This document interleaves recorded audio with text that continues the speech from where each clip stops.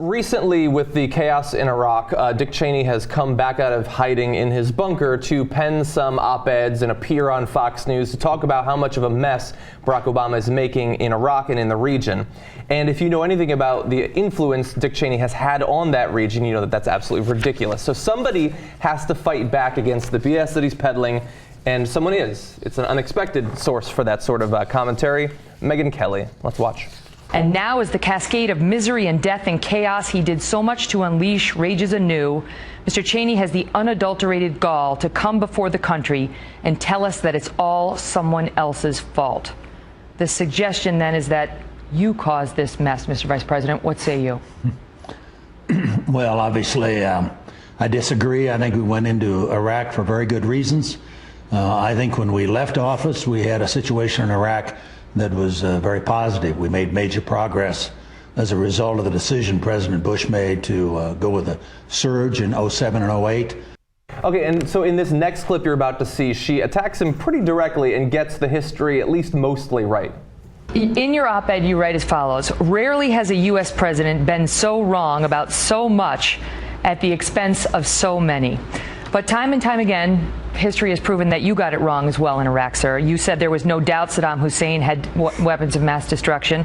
You said we would be greeted as liberators. You said the Iraq insurgency was in the last throes back in 2005. And you said that after our intervention, extremists would have to, quote, rethink their strategy of jihad. Now, with almost $1 trillion spent there, with 4,500 American lives lost there, what do you say to those who say you were so wrong about so much at the expense of so many? No, I just fundamentally disagree, Megyn. You've got to go back and look at the track record.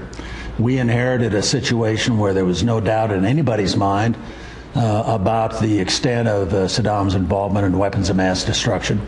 We had a situation where after 9/11, we were concerned about a follow-on attack that would involve not just airline tickets and box cutters as the weapons, but rather something far deadlier, perhaps even a nuclear weapon. Saddam Hussein had a track record that nearly everybody agreed to. We had an overwhelming vote of approval from the Congress, more votes for the action than we'd had in Desert Storm some 10 years before. Bill Clinton, Nancy Pelosi, numerous others spoke to the difficulties of the intelligence that all of us saw with respect to the threat that Saddam Hussein represented. It would have been irresponsible for us not to act. We did do the right thing. Look, I actually love that clip from Megyn Kelly and her question, because no one, to my knowledge, has asked him so directly on that issue. Right. Now, of course, you can go on pressing him all day on his claims, and he'll just say, no, I disagree. That's a funny part of it, right? Do you really? That's interesting. Yeah. So when she poses that excellent question, honestly, he just starts with no. Yeah. then he accidentally called her Reagan, so that was an interesting moment. And earlier he had said in the first clip, well, we left the situation in Iraq very positive. Really? Did anybody think that when the Bush administration left that Iraq was very positive, that had gone well for us and the Iraqis, and that everything was resolved there? Come on, that's a ridiculous proposition. But we knew that he was not going to give an honest answer, so he goes, still talking about nuclear weapons. Yeah. Like, it could have been nuclear weapons. And he says no one disagreed. That's not true. Yeah, okay. And obviously a lot of people disagreed. And the great irony there was that it was Dick Cheney who worked the bureaucracy to make sure that it was unacceptable to disagree. Put a ton of pressure internally at the CIA and other intelligence agencies to say, hey, we'll come after you if you oppose us.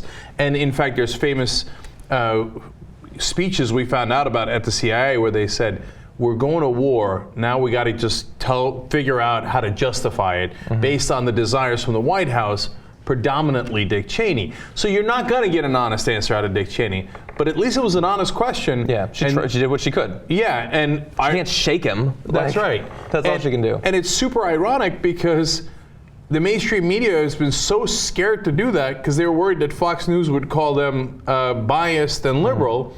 And we had a Fox News host ask the question that should have been asked all this time. And to be fair, she's not the only one. Rachel Maddow has done great stuff on this. Both Stephen Colbert and Jon Stewart, as you would expect, have, but they don't have an interview with Dick Cheney, and she said it directly to him, which is something slightly different.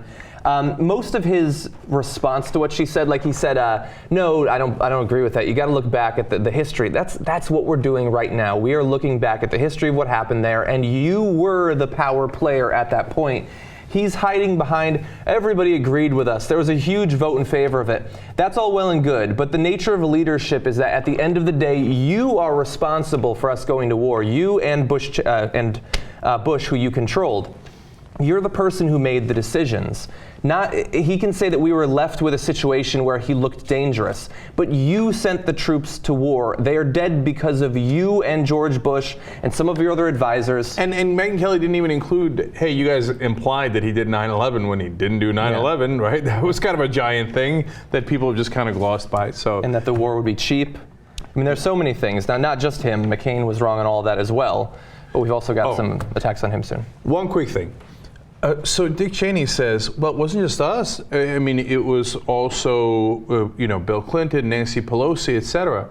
Wait a minute now, Dick. You're not leading from behind, are you? You're not hiding behind Nancy Pelosi's skirt when it comes to the Iraq War, right? I mean, you're a man, right? I mean, you declare wars on people that didn't even attack us. That's how manly you are. Now, don't tell me Nancy Pelosi made you do it.